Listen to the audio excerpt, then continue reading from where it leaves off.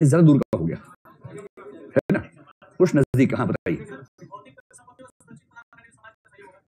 हाँ, इससे ये कह सकते हैं कि समाज का विरोध कम होगा, एक तो ये हो गया, बस समाज की ओर से विरोध कम होगा, सहमति ज्यादा होगी, इससे सुरक्षा बढ़ेगी, और सुरक्षा बढ़ेगी तो प्रॉफिटेबिलिटी बढ़ जाएगी।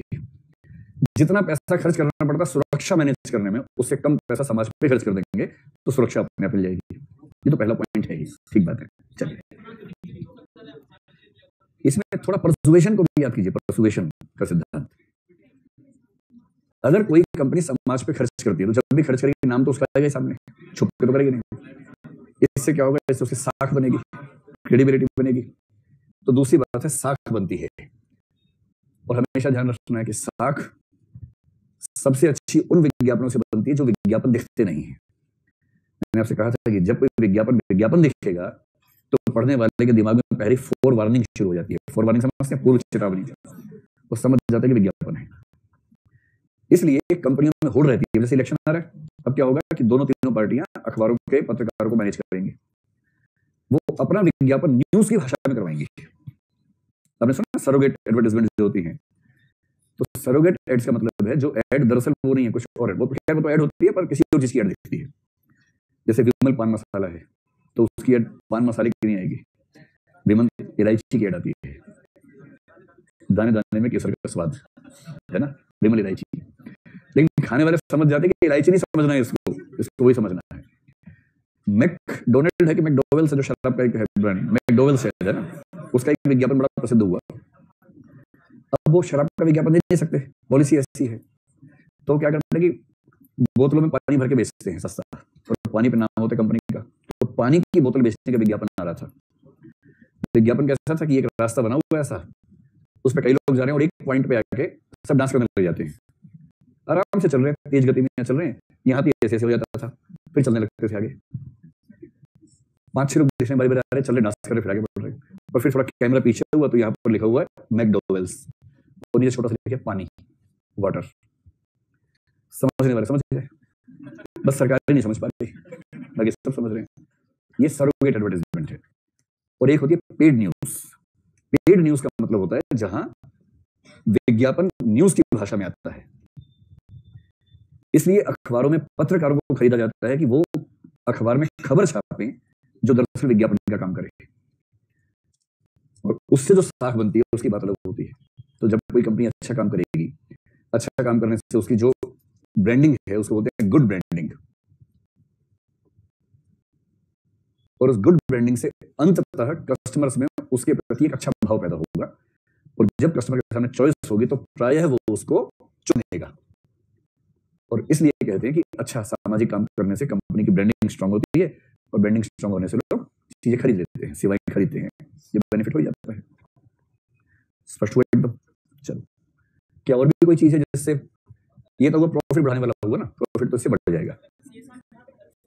हाँ, अवेयरनेस भी आती है समाज में, ठीक बात है, उससे भी डिमांड बढ़ती है, परफेक्ट है। सरकार का सपोर्ट हो सकता है, ठीक है, अगर आप CSR करेंगे तो सरकार का साथ मिल सकता है, और सरकार का साथ मिलने से सुविधाएं थोड़ी बढ़ती हैं तो प्रॉफिटेबिलिटी बढ़ जाती है, ठीक है, सही बात है। फिर सस्टेनेबिलिटी की अगर बात करें तो सस्टेनेबिलिटी, देखो एक शब्द होता है विज्ञापन की भाषा में, रिपीट इफेक्ट।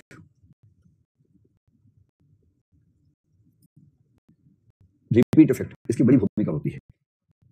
देखिए विज्ञापन कैसे काम करता है ना, परसुएशन कैसे काम करता है, उसका कंसेप्ट समझना। वो अच्छा परसुएशन सबकॉन्शियस लेवल पे काम करता है, कॉन्शियस पे काम नहीं करता है।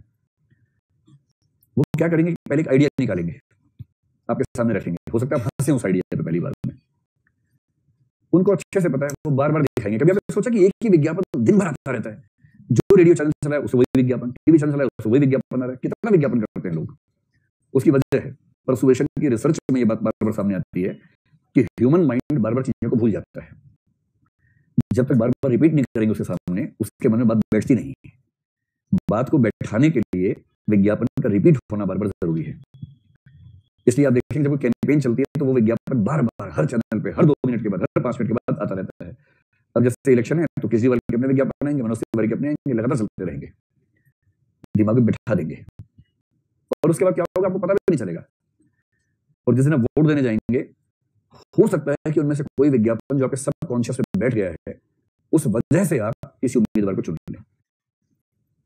एक बड़ी फेमस केस स्टडी इस पे आती है। एक क्रीम होती है पैर की एड़ियों में लगाने वाली, उसका नाम है क्रैक क्रीम। आप में से कोई लगाता है उस क्रीम को? बताने की बात नहीं है, वो सब बताने की बात थोड़ा है, ठीक है, चलिए। तो आज से 15-20 साल पहले ऐसी कोई क्रीम भारतीय बाजार में नहीं आती थी। पैर की एड़ियां तब भी ठीक चली थी, लोगों की कोई खास दिक्कत नहीं थी। ये जरूर है कि जो लोग जूते पहनते हैं, सॉक्स पहनते हैं, उनकी एड़ियां ठीक रहती हैं, और जो दिन भर बेचारे घर में रहते हैं, चप्पल पहनते हैं, सॉक्स नहीं पहनते हैं, या सड़क पे काम करते हैं, रेत में काम करते हैं, उनकी एड़ियां फट जाती है, खराब हो जाती है। तो अधिकांश पुरुष जो मेहनत करने वाले हैं, या अधिकांश महिलाएं गरीब घरों की जो मेहनत करने वाली हैं, उनको इतनी फुर्सत नहीं है, सुविधा नहीं है कि एड़ी के बारे में सोचें, ठीक है? तो कोई नहीं सोचता है। मध्य वर्ग, उच्च वर्ग के लोगों में तमाम होती है चॉइसेस, तो उसमें एड़ी भी एक सौंदर्य का हिस्सा बन जाती है। तो जब वो विज्ञापन पहली बार आया तो इतना मजाक बना कि अभी देखो एड़ी की क्रीम लेके आ गया, मुंह ठीक होने वाले लोगों का एड़ी की क्रीम और लेके आ गया, अजीब हाल है भाई। और एड़ी की क्रीम इतनी, मतलब इतना विज्ञापन, क्रैक क्रैक क्रैक। छोटी बच्ची है, बच्ची माँ के पास गई, माँ के पैर छुए और उसका हाथ अचानक अजीब सा हो गया, एड़ी फटी हुई है माँ की। बच्ची का चेहरा ऐसा, माँ सोई हुई है तो उससे हाथ छुआ तो पैर एड़ी फटी हुई थी। उसके बाद बच्ची का चेहरा ऐसा हो गया कि माँ तुम्हारी एड़ी क्यों फटी है? भाव ये है कि जीवन में इससे बड़ा क्या दुख हो सकता है कि मेरी माँ की एड़ी फटी हुई है। और उसके बाद पीछे से क्रीम उड़ती हुई आती थी, क्रैक लगाइए। फिर उसने क्रैक लगाया, बच्ची ने माँ की एड़ी पे क्रैक लगाया, और 3 दिन में एड़ी एकदम साफ हो गई। फिर बच्ची माँ की एड़ी को ऐसे छू के चिकोटी काट रही है एड़ी पे, उसके बाद की कितनी सुंदर और मतलब क्या हुई, सॉफ्ट एड़ी हो गई है। माँ इस बच्ची से खुश है बहुत ज्यादा। अब ये देख के समझ रहे हैं, किसी को मतलब नहीं है। एक भी व्यक्ति एड़ी की क्रीम खरीदने बाजार जाएगा नहीं, इतना बेरोजगार कोई नहीं। लेकिन जिस दिन आप जाएंगे दवाई की दुकान पे किसी वजह से क्रोसिन लेने गए थे, और वहां एक गोल सा कैलेंडर एड़ी का घूम रहा है, क्रैक और ऐसे घूम रहा है, क्रैक क्रैक क्रैक क्रैक दिख रहा है उस पे, आपके मन में उस दिन आ जाएगा एक दिन, आप पूछेंगे अच्छा ये क्रीम आती है क्या? कहेगा जी बड़ी अच्छी है, जबरदस्त क्रीम है, क्योंकि उसका प्रॉफिट ज्यादा है। कह रहे ट्राई करके देखिए, बहुत सही क्रीम है, भाभी जी ट्राई करके देखिए एक बार। और फिर भाभी जी बोलेगा कि एक बार ट्राई करने में क्या हर्ज है? तो कितने की है? अगर रेट कम हुआ तो तुरंत ले लेगी वो 5 रुपए की है, सिर्फ सिर्फ 5 रुपए की है, एक बार ट्राई कीजिए 5 रुपए में। कहते हाँ एक बार दे दो। पता भी नहीं चलता कि सबकॉन्शियस लेवल पर वो चीज जो आपके जीवन में थी ही नहीं, कैसी आपकी नीड बन गई है। और एक बार लगाएंगे काम तो करेगी, दवाई तो ठीक ही है, एड़ियां ठीक हो गई। फिर अगले विज्ञापन में पति तारीफ कर रहा है कितनी अच्छी एड़ियां हैं, अब ये एड़ी से खाऊंगा चप्पल तो ठीक लगेगा मुझे। इस प्रकार से एड़ी वाली क्रीम बिकने शुरू हो गई देश में, ठीक है? आप मेरी बात समझ पा रहे हैं? विज्ञापन चलता है 2 स्तरों पर। पहला, जब तक वो सबकॉन्शियस माइंड का हिस्सा नहीं बनेगा प्रोडक्ट चलेगा नहीं। दूसरा, इसलिए बड़ी कंपनियां हजारों लाखों करोड़ों के खर्चे यूं ही करती रहती हैं, जिससे उनको कोई फायदा नहीं होता है, सिर्फ इसलिए कि उनका नाम लोगों के दिमाग में जाता रहे, अब चेतन में बैठ जाए उनके दिमाग में।